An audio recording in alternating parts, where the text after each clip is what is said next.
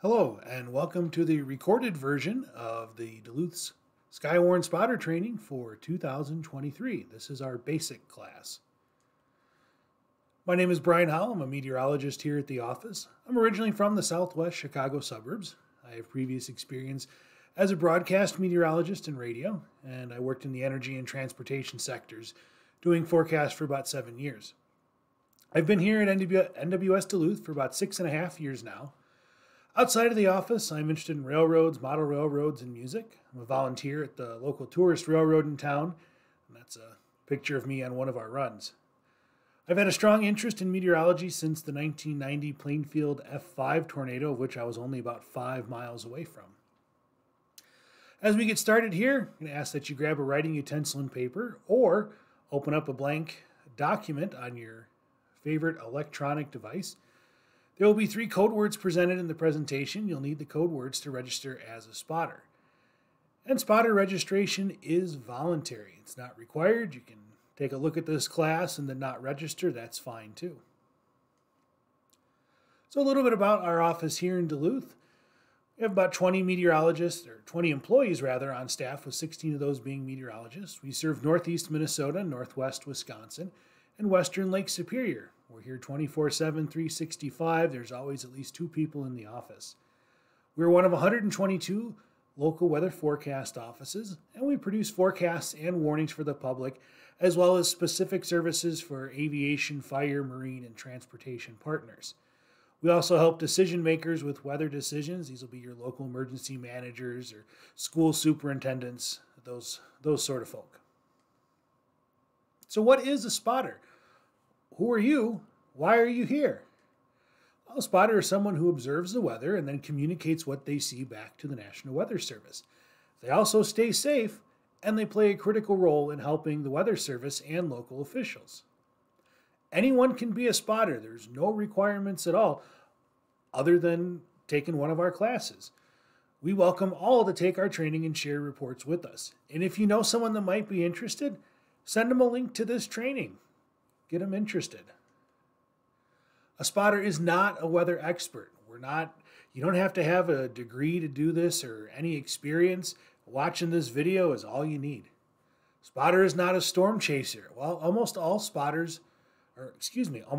chasers are spotters. We don't officially condone storm chasing. It is a very advanced skill, and it's very dangerous.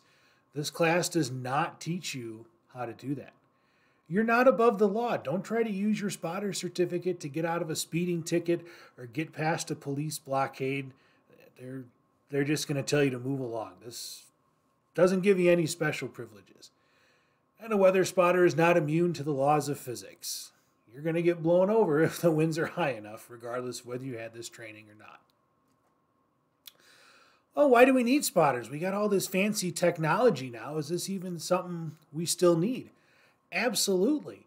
Starting first with radar, we do have a lower elevation cut here at the office. So most radars, the lowest they go is a 0.5 degree. We can actually go down to 0.2 degrees above the surface, which gives us better lower level coverage.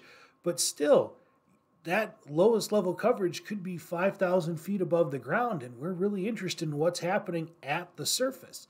So the radar is great. It tells us what's going on overhead, but it doesn't tell us what's happening at the surface.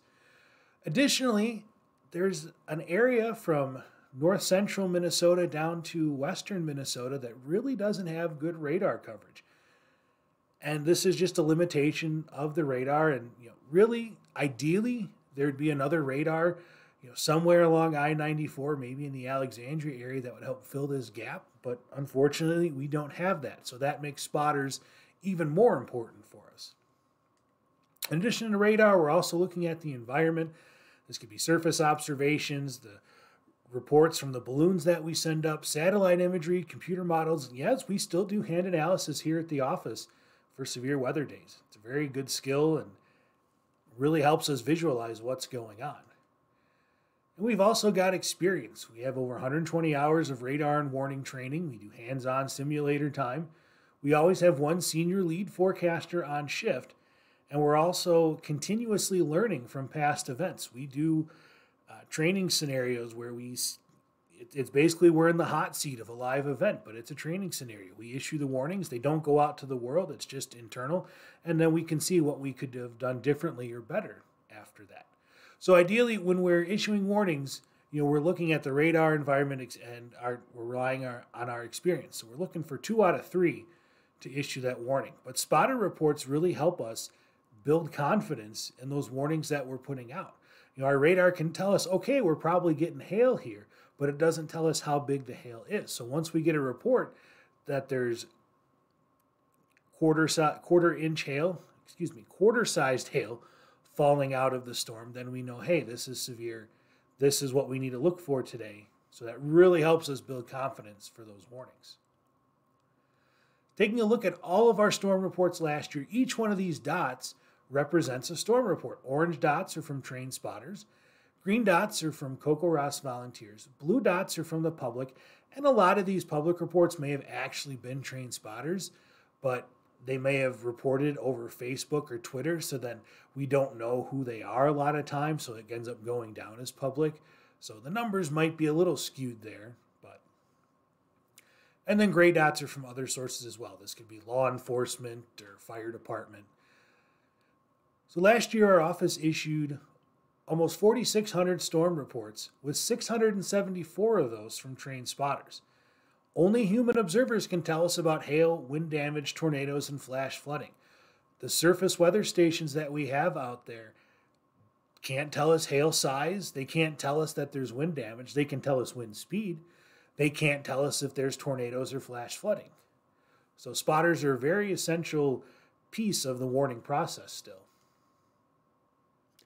Continuing with last year's severe weather season, we issued 7 tornado warnings last year, 149 severe thunderstorm warnings, 28 special marine warnings, and 12 flash flood warnings.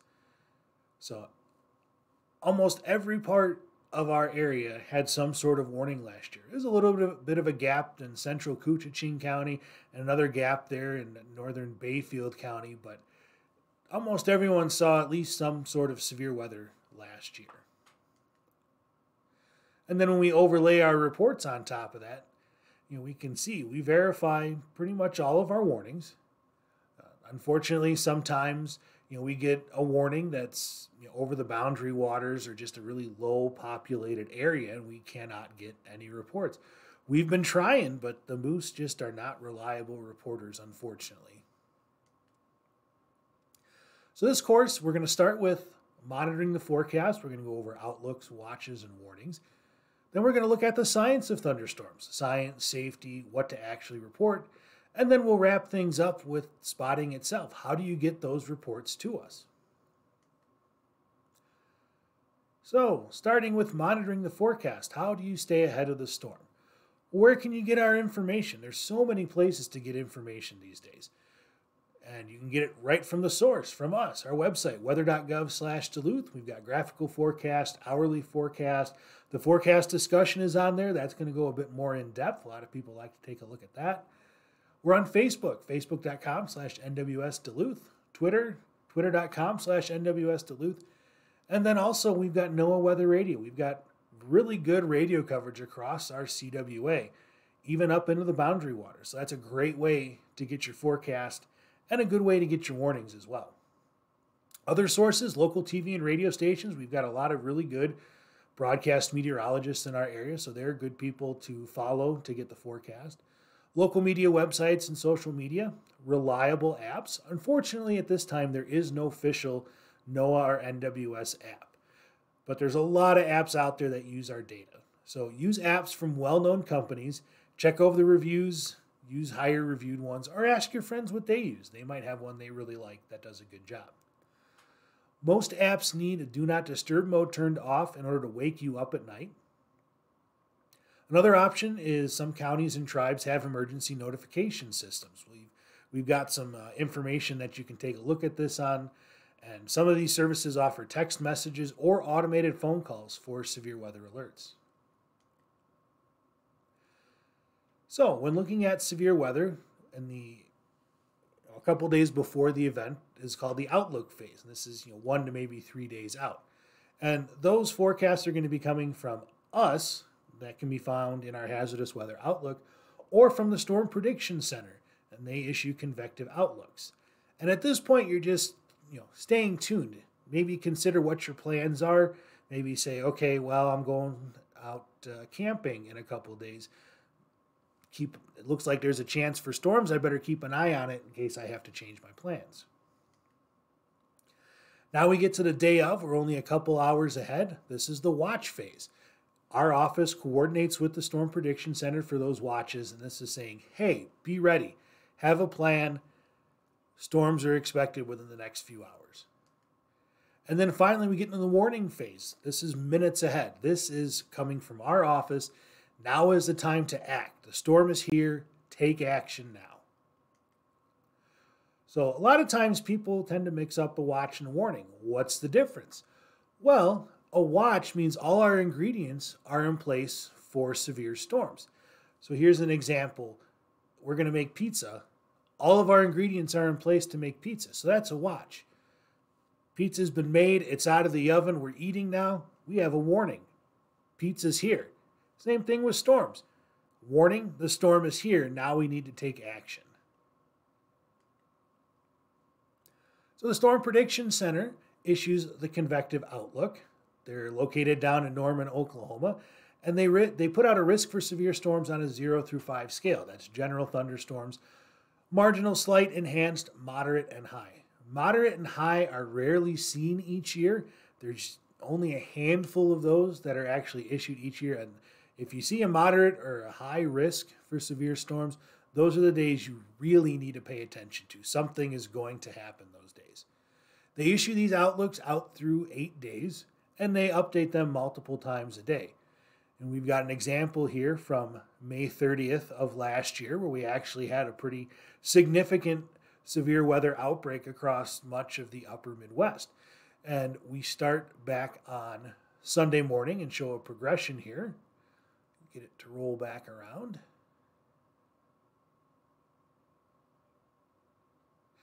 So this is 72 hours out starting Saturday morning. We started with an enhanced risk, and then they issued a moderate risk Sunday afternoon, expanded that Monday morning, and continued that area into the afternoon hours.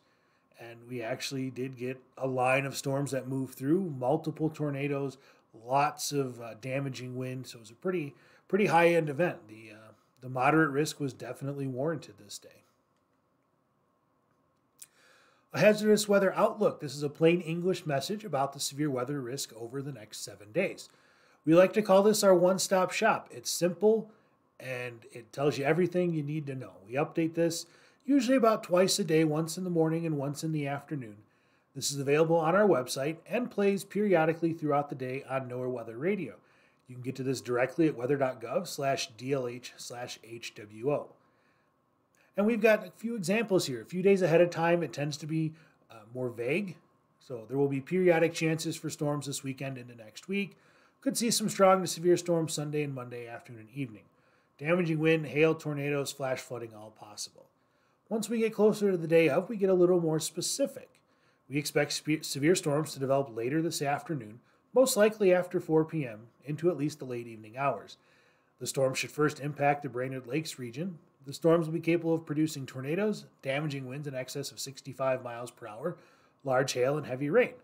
So it gives you a time we're starting to look and what specific threats we're looking for. Moving to the watch phase, there are 3 types of watches that you need to be aware of. First is a severe thunderstorm watch. Our ingredients are in place for severe thunderstorms that could produce large hail and damaging winds over the next few hours. Tornadoes are possible as well, but it's not the primary threat that we're looking for at the time. These are the most common watches that we get around here, and we see about 3 to 6 of those each year. Second type of watch is the tornado watch. Again, our ingredients are in place for severe thunderstorms that could produce large hail, damaging winds, and tornadoes over the next few hours. We are expecting tornadoes if we put out a tornado watch, and these tend to be more rare. We only get 1 or 2 of these per year. And our example on the right there is from that May 30th event last year where that line of storms moved through. And we did end up having tornadoes in the Grand Rapids area, in Hinckley, and another one in southern Cass County. Finally, the third watch is a flash flood watch, and for this one, the ingredients are in place for flash flooding in the next 12 to 24 hours. These tend to be pretty rare too, only about 1 to 3 per year. And now we get to the warning phase.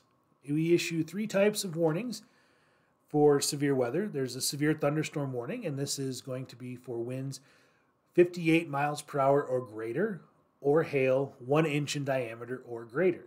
These are very common. We issue 120, 150 of these per year. Then we have the tornado warning. There's a spotted report or radar indication of a tornado.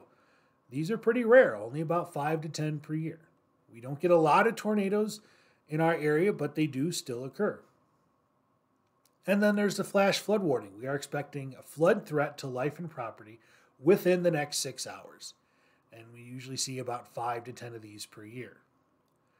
And our radar loop up there is again from that May 30th event from last year that shows the progression of that line, along with the severe thunderstorm and tornado warnings that were issued that day. And then there is a flash flood warning, well, it's a flood warning rather, up along the Rainy River in northern Koochiching and northern St. Louis County. That was for the Rainy River flooding that was occurring at the time. So that wasn't for flash flooding. So when warnings are issued, the threat is about to occur or already happening. You have minutes to take shelter. You need to take action at this point. We issue warnings as polygons. We no longer issue them as entire counties as we did over a decade ago. And we can update these frequently, and we do.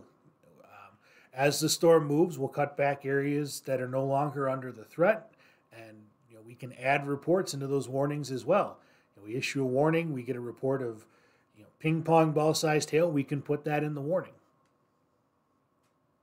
Your reports help us make those warning decisions. And now it's time for code word number 1. Get your pencils or pens ready. The first code word is watch. W-A-T-C-H, all in lowercase. Watch. So, why are you here?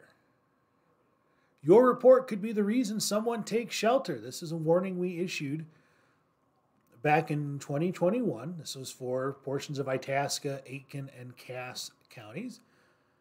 We had a storm moving through, and we had a report of 1 inch hail in Federal Dam. So we put that right into the warning.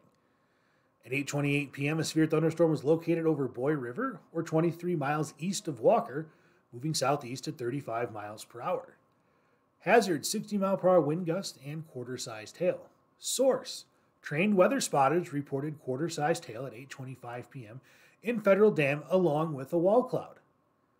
So when you see that source and it says that the severe weather was actually observed, that lets you know, okay, this is actually happening. Spotters have seen it. It's not just a radar indicated threat, it's been seen. This storm was a storm that moved out of Beltrami County into Cass and down into Itasca and Aitkin counties. It did have tornado warnings on it over Beltrami County. It did still have a wall cloud on it when it moved into our area, but it did not produce a tornado once it moved into our forecast area.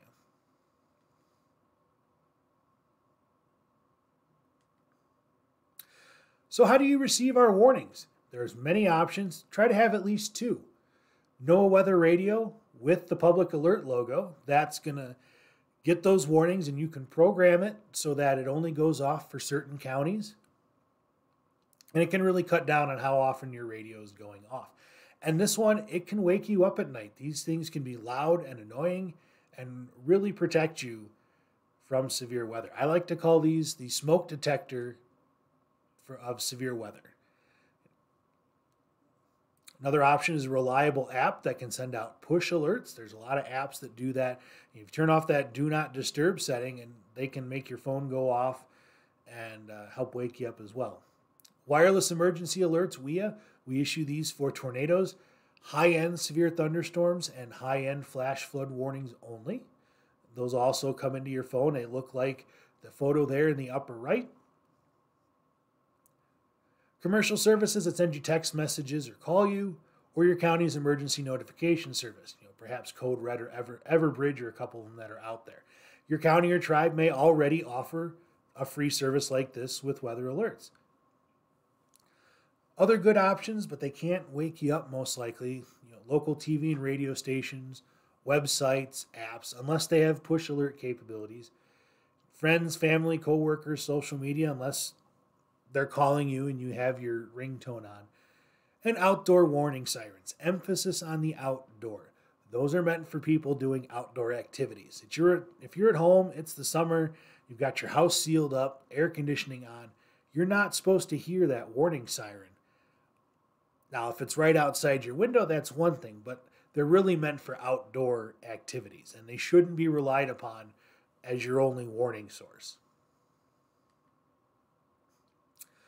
So going back to NOAA Weather Radio, it's a nationwide network of over 1,000 radio stations covering the U.S., continuous weather broadcast on here. And as I said before, they've got same technology in there. You can code in your specific county, or maybe have a couple counties upstream, and it's only going to go off for those counties and issue alerts when those warnings are issued. And for those wireless emergency alerts, we send those for tornado warnings, high-end severe thunderstorm warnings. So that's going to be winds over 80 miles per hour, and I think hail over 2 inches in diameter. High-end flash flood warnings, and also snow squall warnings. We have issued a few snow squall warnings. These are free, they're built into your smartphone, and they work as long as you have a cell signal. And it's only going to go off if your phone's GPS has you located within the warning polygon. Make sure you have these turned on. They should come turned on automatically when you get your phone, and we recommend that you don't turn those off. So let's take a look at the science of thunderstorms. A lot of different words there on the right: wall cloud, tornado, shelf cloud, supercell, updraft. By the end of this section, you're going to know what all those words mean. So what do we need for thunderstorms? We like to think of the word slim. So S is going to stand for wind shear.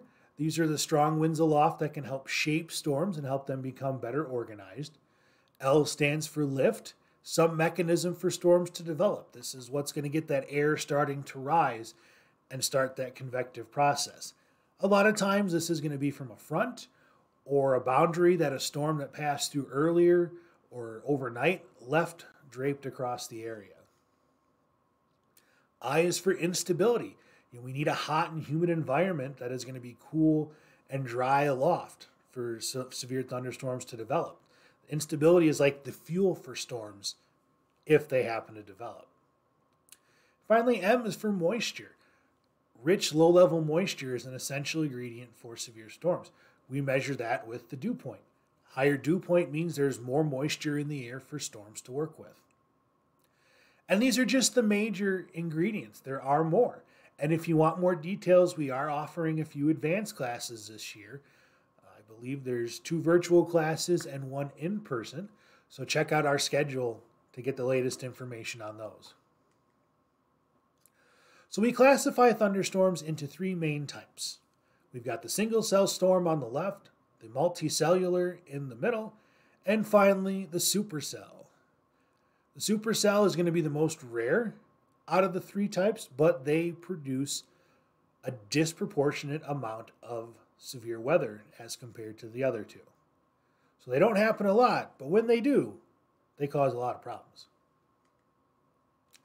Single cell is a very common thunderstorm. These are your summer afternoon garden variety type thunderstorms. Not usually severe. They only last about 30 to 45 minutes, not very long. They can produce some small hail, usually pieced up to about the size of quarters. Sometimes they can have some gusty winds, usually less than 70 miles per hour. You can get brief, weak tornadoes from them once in a while, and maybe some brief heavy rainfall. We've got an example here on the right of some late summer thunderstorms back in 2020. I was the warning forecaster this day, and we had these storms dropping out of Canada into northern St. Louis County. And it looked like the storms were producing hail, but it didn't look like they were producing large hail. It did put out a warning for one of the storms, and we did get quarter-sized hail out of that storm near Crane Lake and over towards Bike. And did have some nickel-sized hail in there as well. But these were individual storms were very short-lived. They would pulse up, and then they'd just drop down. Moving on to the multicellular or lines of storms. These are very common in our area, often severe. They can be long-lasting, upwards of 8+ hours as they move across multiple states. We can get large hail out of these. Damaging winds are the most likely form of severe weather out of these. And you can get brief tornadoes out of these, and they can be fairly strong. And depending on how the storms are moving, you can get extensive flash flooding out of these as well. Some of the types of multi-cell storms are squall line, derechos, bow echoes, mesoscale convective systems, mesoscale convective complexes, and quasi-linear convective systems. Our radar example on the right is from that May 30th system from 2022. That was the Memorial Day severe weather event. And it just shows the line of storms that moves through the area and all the warnings and storm reports that we got as that moved through. There were, in the line of storm, there were multiple bowing segments that produced those stronger wind reports. And we did have those few tornado reports in there as well. There were some hail reports, but this was mostly a wind event. And then finally, we get to the supercell. Very rare, most likely severe. And these storms can go on for hours, and they can be very strong. Large hail is very likely with these, damaging winds likely, and these are going to be where most of your tornadoes come from, and especially the violent tornadoes. And sometimes you can get flash flooding out of these as well. But we don't get a lot of supercells up in this area. These are more down in the central and southern plains, but they do happen up here from time to time. All storms go through a life cycle. The first stage is the towering cumulus stage. We start to see the air rise, and this is going to be the building portion of the storm. Not raining yet. There's no severe weather yet. This is just getting started. Then once our updraft reaches the top of the lower portion of the atmosphere, it hits the tropopause and then starts to fall back down. And then we start to get our rain at this point. And we've got an updraft balanced with a downdraft. This is our mature stage of the storm. This is where we're expecting most of our severe weather. And finally, we get to the dissipating stage. The updraft has gotten cut off. There's no more updraft in the storm. So everything's falling out of the storm, and the storm's basically raining itself out. Not a whole lot of severe weather at this point of the storm. You can get some strong winds, maybe some smaller hail, but basically the storm's just running itself out at this point. So there's two main components of a thunderstorm that we're going to focus on. There's the updraft area and the downdraft area.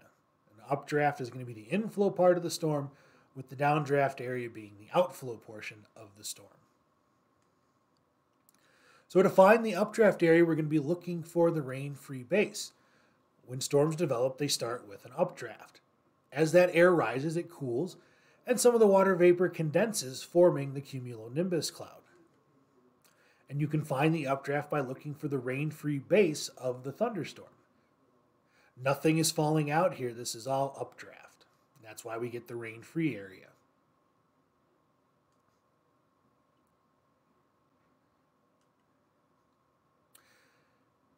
Have those pencils and pens ready. Here's code word number 2, supercell. S-U-P-E-R-C-E-L-L,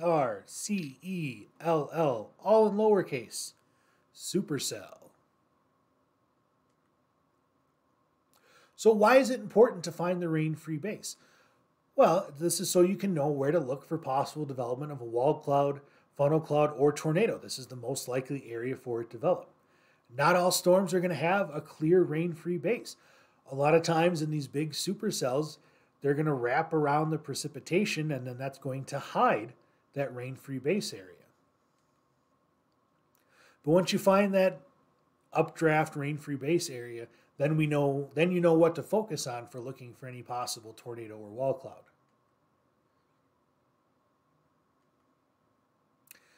So in this example, which is a mature supercell thunderstorm, you can see the rain-free base area on the left, and then now we know where the updraft is, and the downdraft area is going to be on the right-hand side, and that's where all your rain and hail is falling out.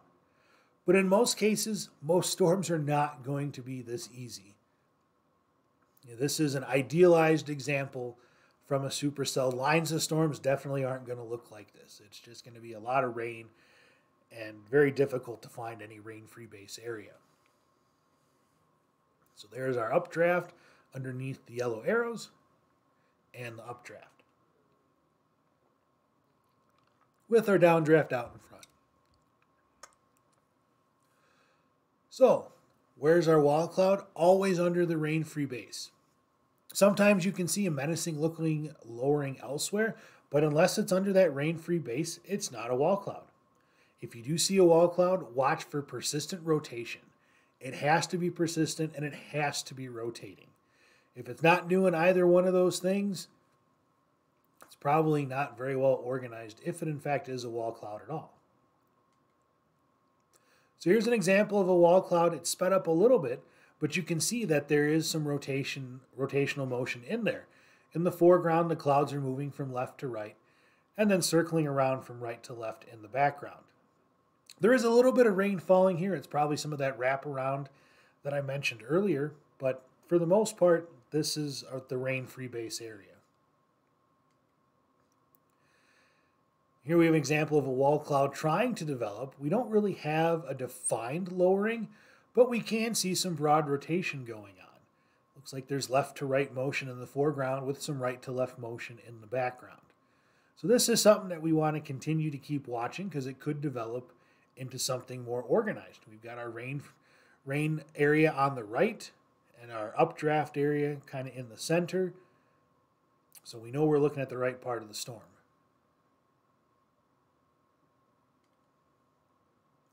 So what is a funnel cloud? Well, basically it's just a rotating condensation funnel extending from the base of the storm, but it does not touch the ground.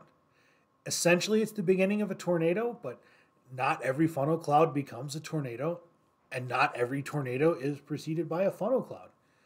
They can come in all colors, shapes, and sizes.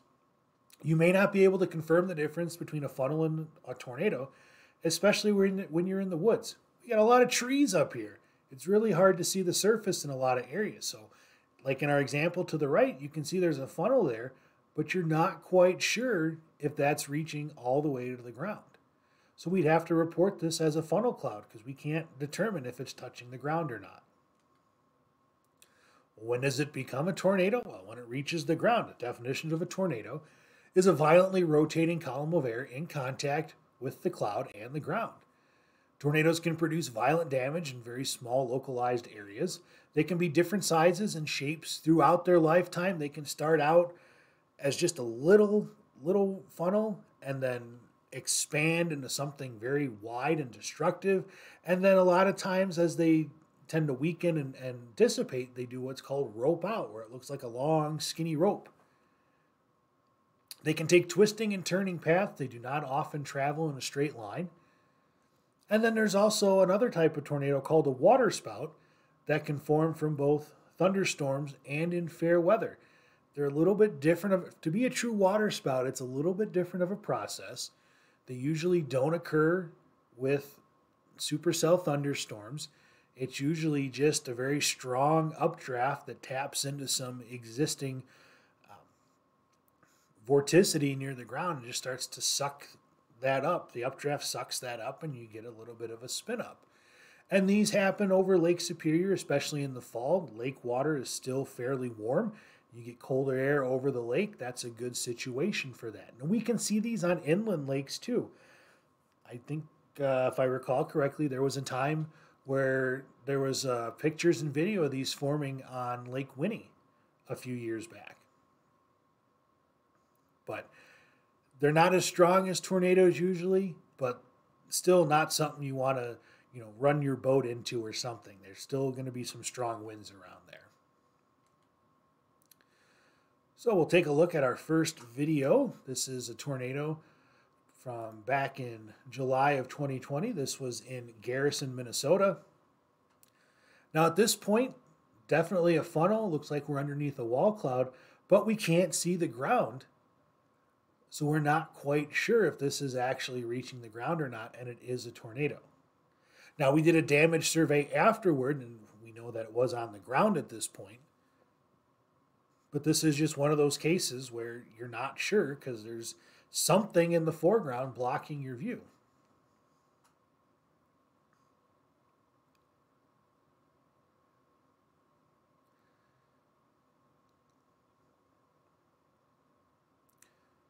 Get a look at the structure of the storm. We get the nice, rain-free base that it's underneath. The storm here is moving roughly right to left.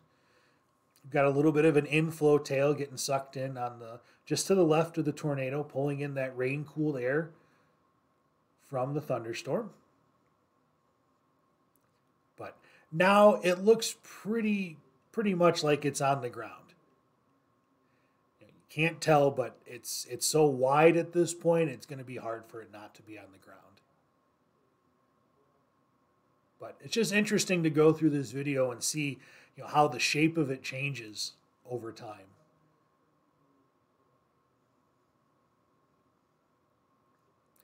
This tornado did a little bit of damage to a home, but overall didn't hit a whole lot.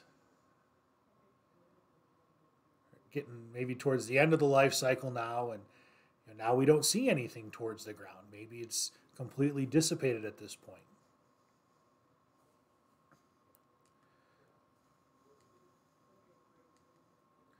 Now we'll look at another one here. This is from May 30th of last year in Deer River.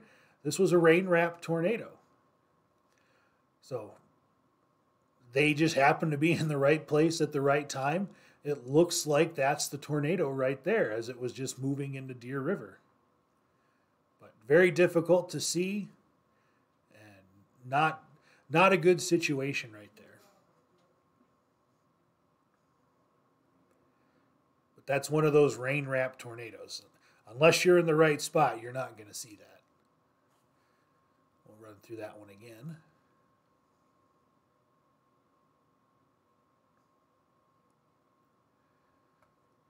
See the rotation up here? It looks like there's something extending to the ground.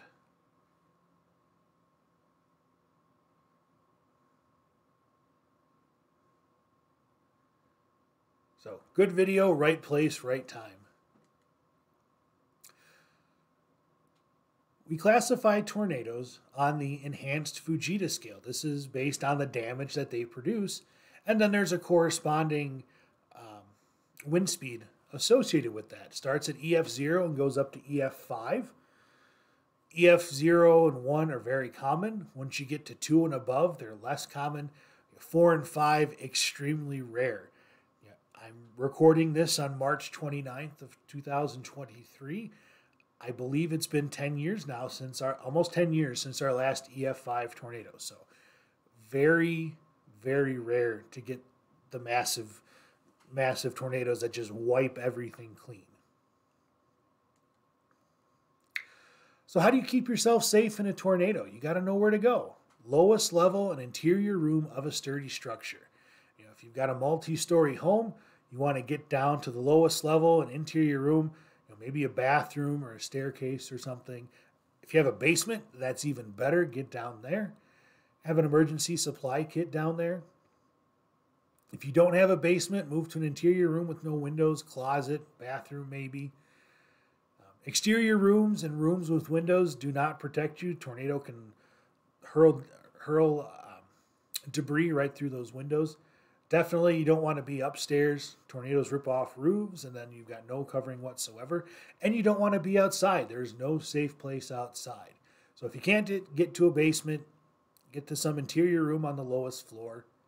And sometimes there's safe rooms that can be installed in homes. Those are especially popular down in the south where most of the homes don't have basements. So they get these safe rooms that are built out of concrete and they go in there and sometimes that's the only thing left after the storm goes through is that safe room. So places that are not safe. under a tree, RVs, mobile homes, manufactured housing, vehicles, camping tents, underneath highway overpasses. There was a video back in the early 90s where people took shelter underneath a highway overpass.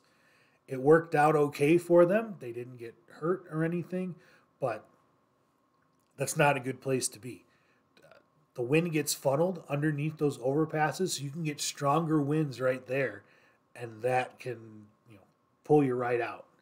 And you don't want to be in large open rooms, auditoriums, gyms. Those are not very good places to be.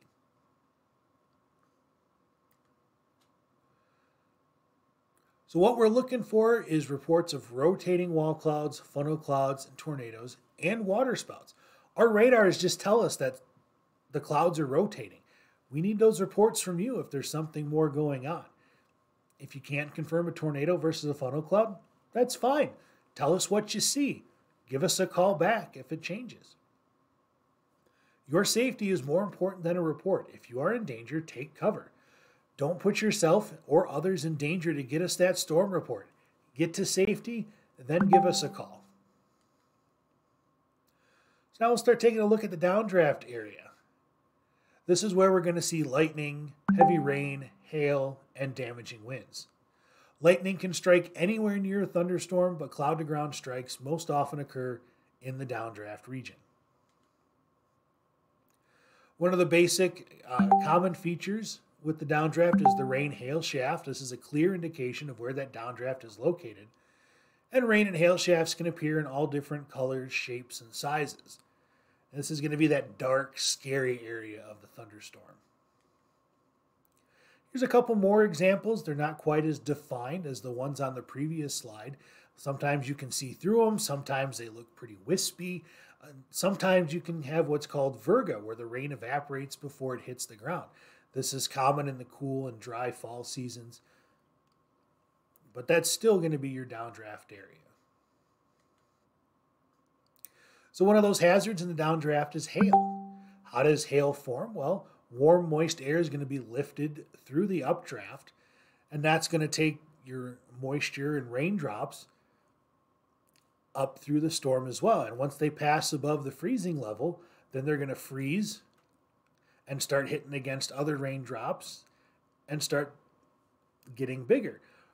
So they go up as high as they can in the storm. Once they become too heavy, they fall back down. And then they can get caught back in the updraft again. Once they fall below the freezing level, they can collect more water. So when they get back in that updraft, they go back up above the freezing level, and then they freeze again. So it builds through layers. And then eventually the hail gets too large to be held up by the updraft, and that's when it falls out of the cloud. So if you've ever cut a hailstone in half, you can see all those rings in there. And each one of those rings is one cycle through the updraft and downdraft. All thunderstorms produce some hail, but most of the time it melts before reaching the ground. Hail can be extremely dangerous. You can be injured if you're unprotected from the elements. A camping tent's not going to stop baseball-sized hail. They can cause extensive damage to vehicles, smashed windshield dents. They can cause damage to buildings, siding, roofing, windows, especially when wind-driven. The base severe hail is going to be 1 inch in diameter. That's going to be the size of a quarter. And this is where we start to see damage to vehicles and buildings. 1.75 inches golf balls, definitely going to have property damage from that. Once you get 2.75 inches or greater, baseball sized or larger, that's destructive, widespread destruction. And we had an event like this back in July of 2019 down in Pine County. A supercell moved through and had wind-driven baseball-sized hail. And it just caused extensive damage to homes. And there was construction on the interstate, so all these cars were stopped and trapped, and so many busted windshields from that event. So how do you report hail? The minimum report we're looking for is 1/2 inch size or larger. We'll take smaller reports too, pea-sized hail, then we know that the storm is in fact producing hail. Report the largest hail size and include details. Does it look like it's snow? Is it covering the ground? Or is it just a couple hailstones? All important information. If you don't have a ruler, compare it to a common object like a coin. We can 1/4 inch hail is going to be pea size, then you move up to 3/4 inch, that's penny. Quarters, 1.5 inches, ping balls, 1.75 inch golf balls, and on up. If you're getting to 4 inches or greater, softballs, grapefruits, that's some pretty hefty hail. You don't want to mess with that. And this is a problem that I'm going to hope and it figures itself out, because I don't know a lot of kids that are still playing with marbles these days, but please don't tell us marbles. Marbles come in so many different sizes. We don't know what you're thinking of, because you could be thinking of a different marble size than we're thinking of. So, also, we've gotten reports of taconite pellet sized hail in our area. Those come in different sizes as well. Another hazard from the downdraft is heavy rain and flooding. Thunderstorms often produce flash flooding, which is rapid flooding that occurs usually in less than 6 hours, and that poses a threat to life and property. Flash flooding typically happens due to wet and saturated soil and heavy rainfall rates over a short period of time. 2018 was not a good year if you lived in northwestern Wisconsin. Extensive flash flooding, a lot of road washouts, a lot of bridges washed out. The picture in the upper right there is US 2, west of Ashland in Bayfield County. That was an extensive repair. And it led to an extensive detour as well from Ashland getting over to the Twin Ports. Basically had to go up and around the Bayfield Peninsula to get anywhere. Flash flooding is a real threat in this area. Turn around, don't drown. Flooding is the costliest and most common natural disaster in the U.S., and it can happen anywhere. Doesn't matter, rural, urban, North Shore, South Shore. Most flood-related fatalities are going to be vehicle related. Never attempt to cross a flooded road. You don't know if there's actually still road under there or not. The water could have scoured out the base underneath the road. You drive over that, the blacktop on top gives way, and now you're floating downstream. Very bad situation. If you're out camping, move your campsite away from streams. If at home, have a backup sump pump available if you have one. Battery backup. Power goes out, that battery one's still going to keep going and prevent your basement, hopefully, from getting water backed up in it. Many flood fatalities happen at night. Be especially cautious if you come across a flooded road at night. So what are we looking for in terms of flooding? We want unusual flooding reports, especially if the water is moving fast. If you come across a road and you see road closed signs up because there's flooding, don't assume that we already know about it. Give us a call, let us know. A lot of times, the highway department doesn't have time to call us, and they just put up the sign and they keep going about and doing their work. They don't have time to call us, so we don't know about it. We are especially appreciative of overnight reports. So hard to get storm reports during the night. And don't go flood chasing. Please don't put our first responders in danger. They've already got their hands full as it is. Now they got to go get you after you floated away in a flood. Not a good situation. So we don't want to know about usual flooding, standing water filling up a ditch on the side of the road, water's not over the road, or unusual flooding. We do want to know about that. Fast moving water across the road and any river or stream that's out of its bank. That wasn't like that about an hour ago.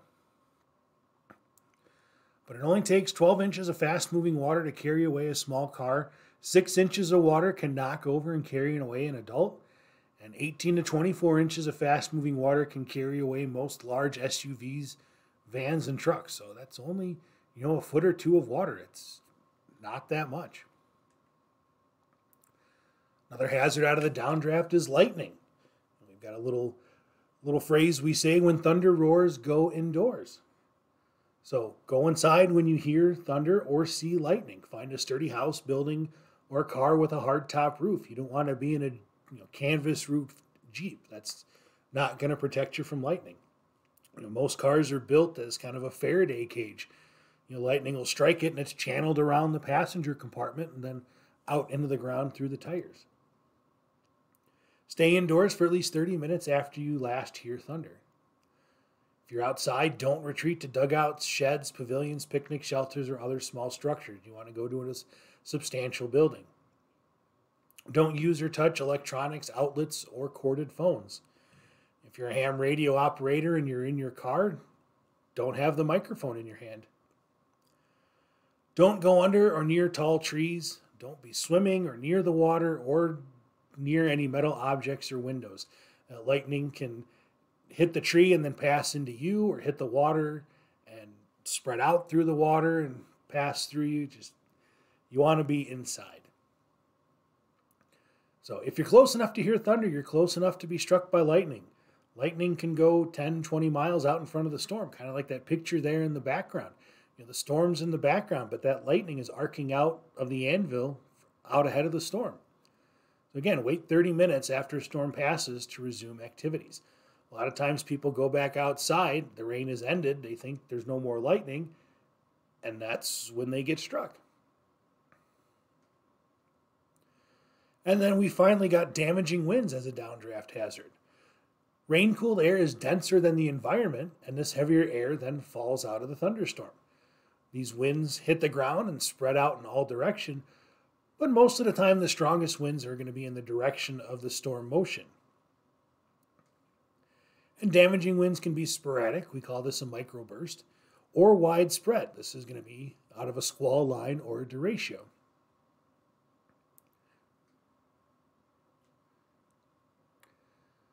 So once the winds hit the ground, they can push out to the front and cause a roll cloud to develop, sometimes called a gust front, or a shelf cloud. We'll talk about that more in a little bit.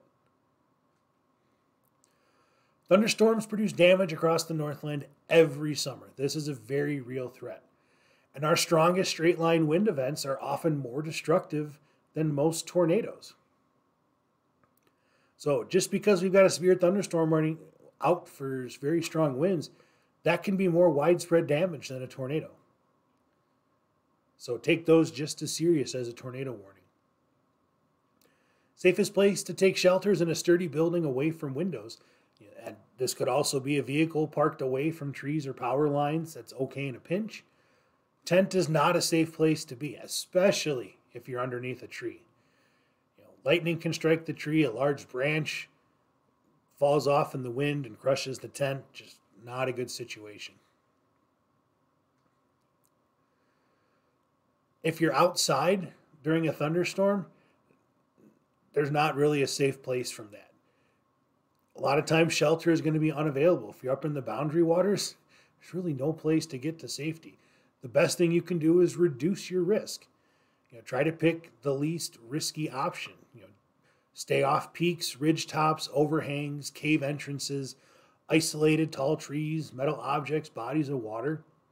Some better options would be low spots away from tall trees, but one that's not prone to flooding.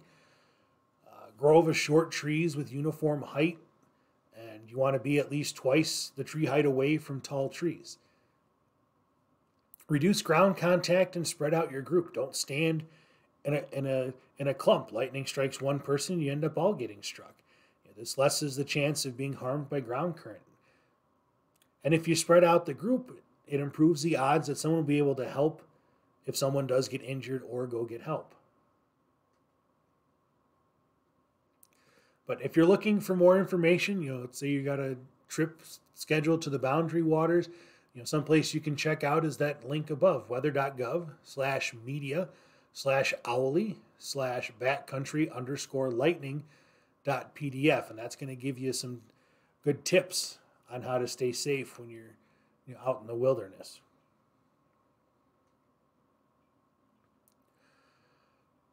So when you report wind damage, we want to know the details. If it's a tree, is the tree healthy? How many trees were damaged? What's the approximate diameter? What happened to the tree? Was it uprooted, snapped at the base, just lost a few branches? Or building damage? A few shingles were lost, maybe outdoor furniture was tossed, a shed was blown over, those kind of things. Any other kind of property damage? If it's bad enough you need to call the insurance company, we want to know about that. Please do not try to estimate wind speed. It is a very difficult thing to do, and most of the time, it's wrong. If you do have a backyard weather station or a handheld anemometer and you can give us a measured wind speed, great.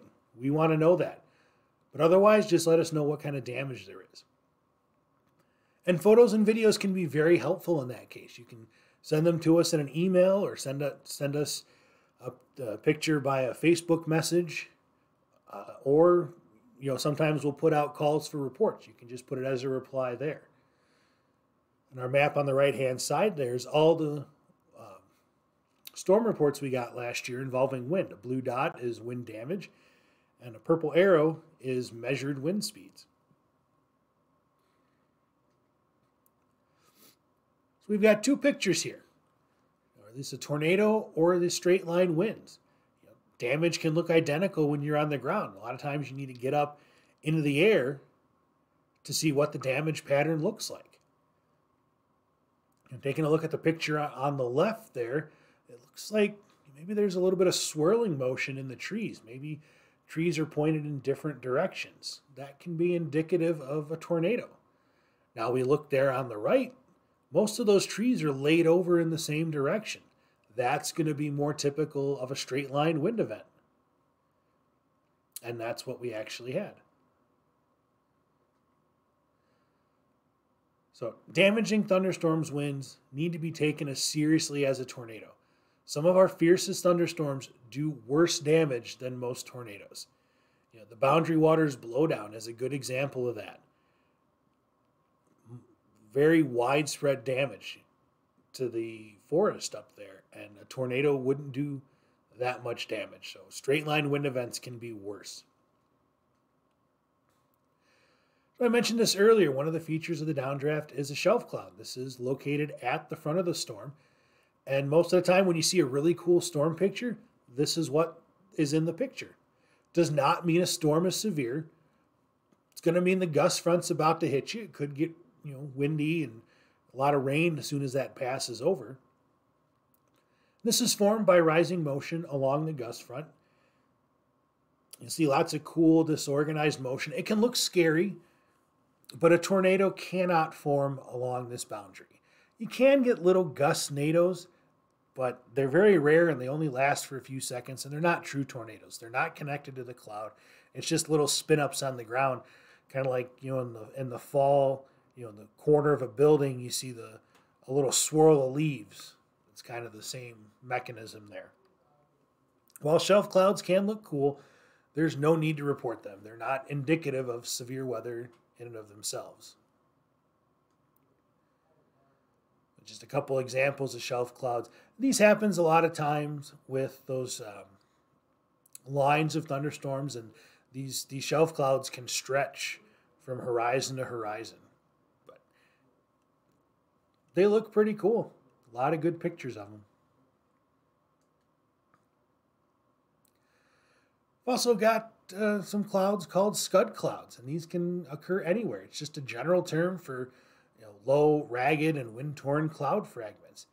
Typically, these are moving away from the rain-free base, but sometimes, if they're near a developing wall cloud, you can see them getting sucked into that wall cloud, so that upward motion. Maybe they themselves are caught in a broader area of rotation towards that rain-free base, but they're going to be small fragments, and themselves are not going to be anything to worry about. And these can look scary. Sometimes we call them scary looking clouds. And just in these examples here, those two on the bottom especially, those certainly look like they could be funnel clouds, but they're not. They're just Scud clouds. So let's take a review. We need to find the updraft. To find that, we look for the rain-free base in an area of upward motion. Our shelf cloud is typically long and out in front of the storm. There's our updraft. There's our rain-free base. Wall cloud, if there's going to be one, is going to be located underneath that updraft. And a tornado would be underneath that updraft as well. We've got our main downdraft area to the front of the storm. There can be one in the back. It's called the rear flank downdraft. Didn't talk about it much in this presentation. That'll be covered more in our advanced class, but there is a downdraft area in the back a lot of times. So underneath that downdraft at the front of the storm, that's going to be all your heavy rain and hail is located. And we're also going to see our shelf cloud out at the front of the storm as well. So now that we've learned all about the storms, now we can send those reports in. Well, how do we do that? Well, first of all, I want to remind you to be safe. Please don't take any unnecessary risks. If you're out storm spotting, be sure you know the following. What are the hazards we're expecting? Lightning, hail, flooding? Is there a watch or warning in effect? Where are you relative to the storm? Where is that storm moving? Is it coming towards me? Is it moving away from me? And finally, what is your safety plan to take shelter? Is there a nearby structure you can get to if you're outside? If you're in your car, are you at a dead-end road? Do you have options to escape from the storm that don't involve driving directly into it? We do not encourage storm chasing. Most of our spotters simply spot from home or wherever they're at the time. And it's important to remember that storm evolution can be unpredictable. Threats can change quickly. New cell can develop right overhead. Storms can take sharp turns, speed up, slow down. Storms are ever evolving. They're not just steady state most times. The threats can change. Spotting is especially dangerous at night. In those cases, it's best just to stay home and spot from there. Once it gets dark out, storm features are nearly impossible to discern. If a warning is in effect, take shelter. Don't go outside, take a look at the storm. Lightning can happen without warning far away from storms, and flash flooding can occur after the storm passes. Don't go looking for damage at night. You can run into some of that flash flooding. A lot of times we can get a strobe light effect when spotting at night. And from that lightning, because that's what we're relying on to provide the light to see those storm features. So that can start playing tricks with your eyes, and just very difficult skill. Well, if you're out on the water, you're going to be more vulnerable to storms. So we don't have any specific warnings or advisories for lightning, but if it's a thunderstorm, it's going to produce lightning. Lightning strike to a vessel can be catastrophic, especially if it results in a fire or loss of electronics. And boaters need to use extra caution when thunderstorm conditions exist and have a plan of getting back to shore and to safety if something comes up. So, what are we going to report? Well, possible tornado signs, a rotating wall cloud, a funnel cloud, a tornado or a water spout. Severe thunderstorms, hail, we want the largest stone size. For wind damage impacts, trees down, homes damaged, those kind of things. And measured wind gusts. Please don't try to estimate it. If you've got a weather station or a handheld anemometer, great, we'll take those measured wind gust report. Precipitation, any unusual flooding, especially if the water is fast moving. Rainfall measurements, especially if they're over an inch. And wintry precipitation measurements, usually we're looking for snowfall amounts over an inch. But let's try not to think about that. This has been such a long winter. Let's think positive. It's getting warm. We're thinking about severe storms here. We don't need reports of shelf clouds or lightning unless that lightning causes damage or injury. If lightning strikes a building and the building starts on fire, we want to know about that. But otherwise, lightning and thunder doesn't matter. So, how can you report it to us? Well, best option, give us a call. 1-800-685-8612. That's going to ring at every phone on our operations floor. Somebody's going to answer, and they're going to be happy to talk to you because we can ask questions, we can get more information from you. It's just a two-way line of communication in real time, and that's going to be the best. Facebook, leave a comment on a post or send us a private message. Twitter, you can mention us at NWS Duluth. Drop us an email, nws.duluth@noaa.gov. That's especially good for pictures and video. There is an online report form at that address. inws.ncep.noaa.gov/report, and that'll bring a menu where you can enter that report in. Or you can send in a report via amateur radio. If you are an amateur radio operator, there are multiple nets across the area you might be able to report through. Talk to your local club or let us know if you have any questions. We work with a group of radio operators that collect those reports and then report to us, so we can get you in touch with the right people if that's something you're interested in. As I said before, phone is best for urgent report, things that are happening right now. Tornadoes, large hail, wind damage, flash flooding. But please, we can't stress this enough. Please only use this phone number for reports during severe weather. Any other time, call our main phone number and go through the phone tree, and you can get to us that way if needed. But if it's a severe weather report, that 800 number is a great number to call. Social media or email is good for less urgent reports, especially if you have photos or videos to share. We monitor social media and email often, but for urgent reports, a phone call is the best. We can ask you questions, we can get more information. Our online form is a great way to get us all reports. You can give us your phone, email, and we can follow up with you if we have questions on there. This is great for all reports, and we get notified of them near instantaneously. And this way, your report goes into the system we use to enter storm reports, so this saves us a little bit of time too.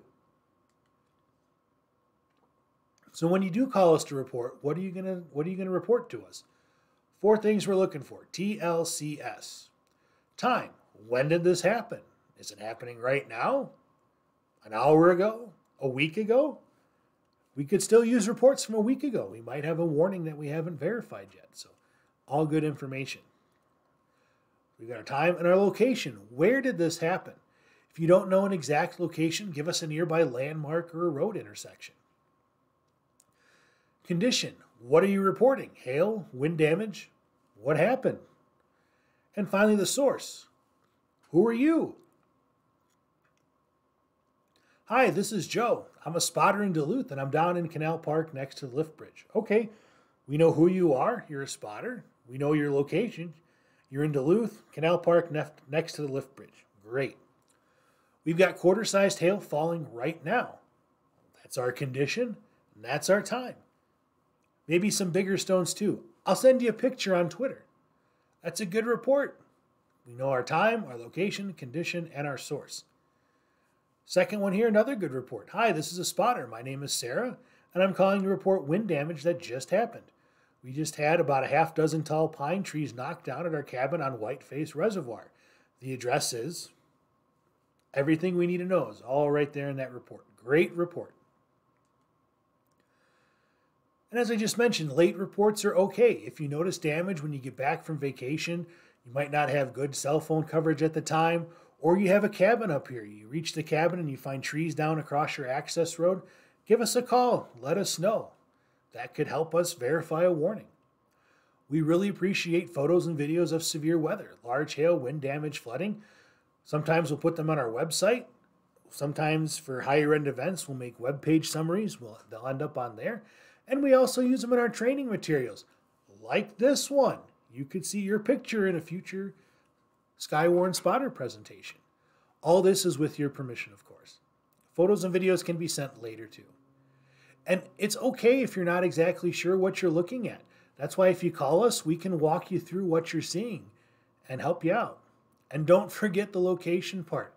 It is so frustrating when somebody calls up and said, "Oh, I've got wind here." Oh, okay, where's here? I don't know where you're at. So always let us know where you're at. And here's that online tool that I talked about before. If you've got a QR scanner on your phone, you can scan that and it'll take you right there as well. Otherwise, the website's up there at the top. First step is you'll get a drop-down menu, and you can select what you want to report. And then the next, it will be the details, time, date, place to put in the information about what happened. And there's a spot if you've got a measured wind gust. And another question, then you step to the next one, and that'll be your location. If you're using it on your phone or your computer and it has you can get your location right off of that. Otherwise, you can put an address in there, or you can click your location on a map. And then finally, you get to the review section where you review all the information, make sure it's all correct. And then you can put information, who you are, what's your name, phone number, email address. That way we can contact you if we have any questions. That is a great feature that can help us. And then hit send report, and that flashes up on our computer screens, and then we can send that right out as a storm report. There's also the mPING app. This is available for iPhone and Android. It's a free app from NOAA to report precipitation type, although not amounts. This is really good for winter precip types, rain, snow, sleet, which is really good information that we're looking for. But for summertime events, it's really good for hail reports. Best for 1-inch hail or smaller in size. This app can be found at mping.nssl.noaa.gov or scanning the QR code there. You can also report other things in the mPING app, but it's not the greatest tool for that. We ask that you don't use the wind damage, flood, or tornado options unless you give us a call immediately afterwards. And the reason for that is this is all completely anonymous. There's no way to enter details or anything in there, and we don't know who reported it. We've had a situation where we got an mPING of a flooding, and we had no way to verify it, and it took us almost 6 hours to get in contact with the EM and then to get out to the scene and say, oh yeah, there is flooding here. So if you can call us for those kind of reports, great. But if you've got inch hail or smaller, mPING is perfect for that. And we're also looking for CoCoRaHS reporters. This is a great way to send us precipitation reports. And you don't have to do it daily. But if you want to do it on a regular basis, this is the best route to go. This is a NOAA-supported nonprofit network of volunteer observers, and the only requirement is a standard rain gauge. Only about $30 to $40, and they're made right here in Minnesota. Daily reporting is encouraged, but not required. You can just report when you want. These reports are automatically pulled into our software, so you don't need to call us with any rain or snow amounts. You can visit CoCoRaHS.org or email Steve Goede at our office, steve.goede, G-O-H-D-E, at noaa.gov, or Ketzel Levens, Ketzel, Levens, at noaa.gov. Either Ketzel or Steve would be more than happy to talk to you about CoCoRaHS. And that's a map of all our current active observers. We're always looking for more observers in the places where we don't have many. Coochin County is kind of a black hole.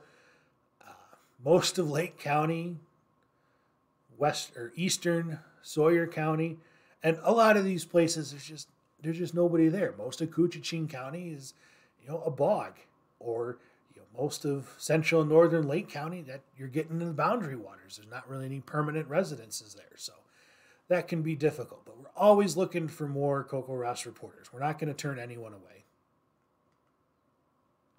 And you can also report hail and damage through CoCoRaHS too. And these can send in, you can use this also to send rapid rain and snowfall measurements. If you've got an inch of rain in a very short amount of time, that can help us verify what we're seeing on radar and give us more confidence in any potential flood warnings. And if you send in a report like that through CoCoRaHS, this is going to flash up on all our workstations, and we're going to see that right away. So, reviewing our reporting process, a lot of options. Use what works best for you. If you've got urgent reports of severe weather, large hail, wind damage, flash flooding, a tornado, best choice, give us a call. We want to talk to you. You can also use our online report form. Urgent reports of sub-severe weather, small hail, minor flooding, best choice, mPING, or that online report form. One thing I forgot to mention earlier, a lot of the popular radar apps out there have mPING built into it. You can send those mPING reports right from the app. Also acceptable for those urgent reports of sub-severe weather, phone call or social media email. Always happy to talk to you.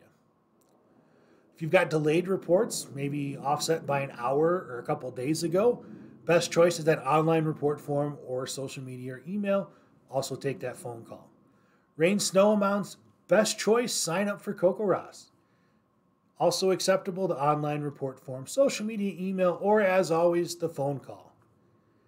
If you're confused, just what works best for you. And remember, those phone calls are always going to be okay. So, time to wrap everything up here, getting to the end. Severe weather safety. Severe weather doesn't happen unexpectedly. Be prepared. Follow us on social media and check our website to know what the severe weather risk is for the coming days. Best place to do that, Hazardous Weather Outlook. weather.gov/DLH/HWO. That product also plays on weather radio. Know the difference between a watch and a warning and tell a friend. Watch, severe weather possible soon. Be ready. Warning, severe weather is here. Take cover now. Have a plan for shelter when severe weather strikes, especially if you're outside. All thunderstorms produce dangerous cloud-to-ground lightning. Remember, when thunder roars, head indoors. The safest shelter from a tornado or severe thunderstorm is in an interior room in the lowest level of a sturdy building. Practice your tornado safety plan with your family. And flash flooding kills. If you ever encounter a flooded road, remember, turn around, don't drown. Never cross a flooded road, especially at night. Weather spotters are critical to the Weather Service. Your report could help save a life. We take these reports, and that gives us the confidence to issue accurate and timely warnings. And when you report to us in a timely manner, always remember, never compromise your own safety to get us those reports. Get to safety, then call us. And here is our last code word. Spotter. S-P-O-T-T-E-R, all lowercase. Spotter. And that'll wrap things up. Thank you for viewing our presentation this year. To get registered as a spotter, head over to our website, weather.gov/DLH/Skywarn.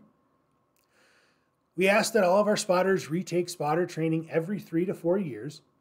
Once you register as a spotter, you may receive a few emails from us throughout the year asking for reports, advertising our yearly spotter training courses, or asking you to confirm your information. We're not going to be spamming you with email. We don't sell these email addresses, and not a lot of traffic that we're going to be sending out to you. 3 things to do right now. Save our spotter phone number in your phone, 1-800-685-8612. This is for our office only.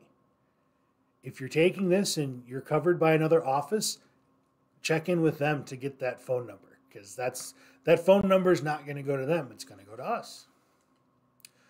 Bookmark our online storm report form on your phone, tablet, or computer.